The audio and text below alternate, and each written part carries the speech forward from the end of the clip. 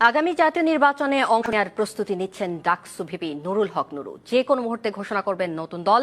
নতুন এই দলের নাম হতে পারে নাগরিক অধিকার পরিষদ অথবা গণতান্ত্রিক অধিকার পরিষদ। নাগরিক অধিকার প্রতিষ্ঠা এবং মুক্তিযুদ্ধের আদর্শ বাস্তবায়ন এ দলের উদ্দেশ্য হলেও দলে যোগ দিতে পারবে যুদ্ধাপরাধীদের সন্তানসহ যে কেউ। নতুন দল ঘোষণার মাধ্যমে চমক দিতে যাচ্ছেন ডাকসুর ভিপি নুরুল হক নূর। তার দলের নাম হতে পারে নাগরিক অধিকার পরিষদ অথবা গণতান্ত্রিক অধিকার পরিষদ। প্রস্তুত খসড়া ঘোষণাপত্র, ঠিক করা হয়েছে সাংগঠনিক কাঠামো। গতানুগতিক রাজনীতির বাইরে আমরা একটা চমক দেখাতে চাই। সেক্ষেত্রে আমাদের নেতৃত্বটা থাকবে মোস্টলি আপনার ইয়ংদেরই এবং বিলো 50 থাকবে। আর সেখানে সিনিয়র সিটিজেনদের একটা সার্কেল থাকবে যারা হয়তো একটা রাজনৈতিক দলের অ্যাডভাইজার হিসেবে কাজ করবে। আর আমরা মূলত অধিকার শব্দটা রাখতে চাই, যে আমাদের স্লোগানটা আমরা এরকমই রাখতে চাই যে ধরেন যে আপনার জনতার অধিকার আমাদের অঙ্গীকার, কারণ হচ্ছে জনগণ অধিকার থেকে বঞ্চিত। মুক্তিযুদ্ধের আদর্শ বাস্তবায়ন এ দলের উদ্দেশ্য হলেও যুদ্ধাপরাধীদের সন্তান সহ যে কেউ এই দলে যোগ দিতে পারবেন বলে জানিয়েছেন নূর।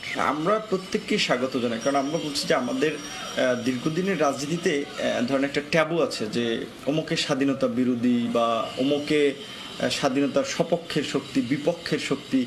এই শব্দগুলো ব্যবহার করা হয় রাজনৈতিক স্বার্থ হাসিলের জন্য, রাজনৈতিক ফায়দা লাভের জন্য। কার বাবা কি করেছে, কার দাদা কি করেছে, এই জিনিসগুলো আমরা বিবেচনা নিতে চাই না। আমরা ব্যক্তির কর্মকাণ্ডকেই বিবেচনা নিতে চাই এবং বিশেষ করে যে কোনো দল থেকে কেউ যদি নতুন ধারার রাজনীতি প্রতিষ্ঠা করার জন্য আমাদের সাথে কাজ করতে চায়, আমরা তাকে স্বাগত জানাই। রয়েছে আগামী নির্বাচনে অংশগ্রহণের প্রস্তুতিও। তবে কোনো দলের সাথে জোট করে নির্বাচনে অংশ নেবে না ভিপি নূরের দল। আমরা আন্দোলনের সাথে যুগপৎভাবে আন্দোলন করতে পারি। আন্দোলনের ফলে যদি এই পটভূমির পরিবর্তনের প্রেক্ষাপট তৈরি হয়, সেখানে একটা জাতীয় নির্বাচন অনুষ্ঠিত হয়, সেখানে অবশ্যই স্বাধীনভাবে অংশগ্রহণ করব।